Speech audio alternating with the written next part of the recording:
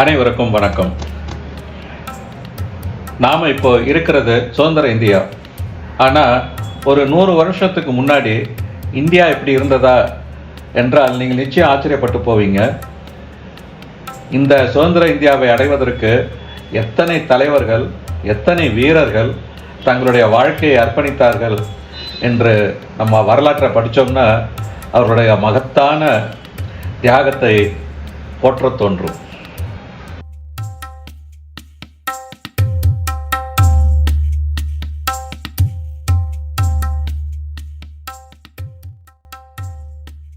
இந்த பதிவில் நாம் பார்க்க போகிறது அப்படிப்பட்ட ஒரு சுதந்திர போராட்ட தலைவரான, அனைவராலும் இந்தியாவின் இரும்பு மனிதர் என்று அழைக்கப்பட்ட சர்தார் வல்லபாய் பட்டேல் அவர்களை பற்றி தாங்க.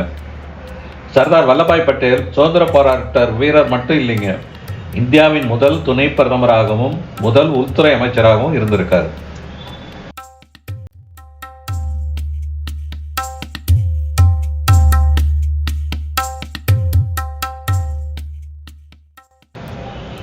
நமக்கெல்லாம் தெரியும், இந்தியா சுதந்திரம் அடைஞ்ச பொழுது 500க்கு மேற்பட்ட சமஸ்தானங்கள் இந்தியாவில் இருந்திருக்கு. அவை அனைத்திற்கும் வித்தியாசமான உணவு பழக்க வழக்கம், வித்தியாசமான உணவு, வித்தியாசமான இறை நம்பிக்கைகள், வித்தியாசமான டிஃப்ரெண்ட்டான மொழிகள் இவ்வளவும் இருந்தது. நினச்சி பாருங்கள், இந்த 500க்கும் மேற்பட்ட சமஸ்தானங்களை ஒன்றா இணைக்கணும் அப்படிங்கிறது ஒரு பெரிய சவாலான காரியம். வல்லபாய் பட்டேல் உள்துறை அமைச்சராக இருந்தபோது அவருக்கு இந்தியாவில் இருந்த 562 சமஸ்தானங்களையும் இந்தியாவோட இணைக்கணும் அப்படிங்கிற அசைன்மெண்ட்டை கொடுத்தாங்க. இத்தகைய பெரிய சவாலான அசைன்மெண்ட்டை சர்தார் வல்லபாய் பட்டேல் தொலைநோக்கு பார்வையோடையும் மிகுந்த சார்பற்றோடையும் ஒன்றிணைத்து இன்று அகண்ட சுதந்திர இந்தியாவை, ஒருங்கிணைந்த இந்தியாவை உருவாக்கியிருக்கிறார்.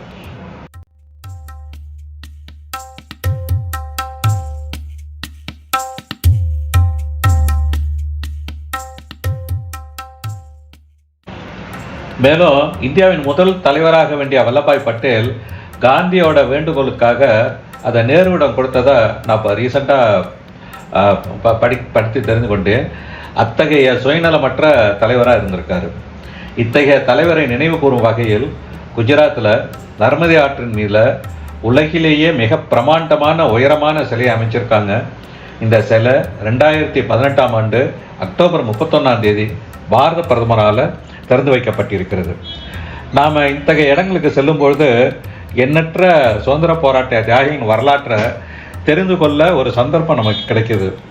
ஆனால் அவ்வாறு தெரிந்து கொள்ளும் பொழுது நமக்கு மெய் சிலிர்க்கிறது.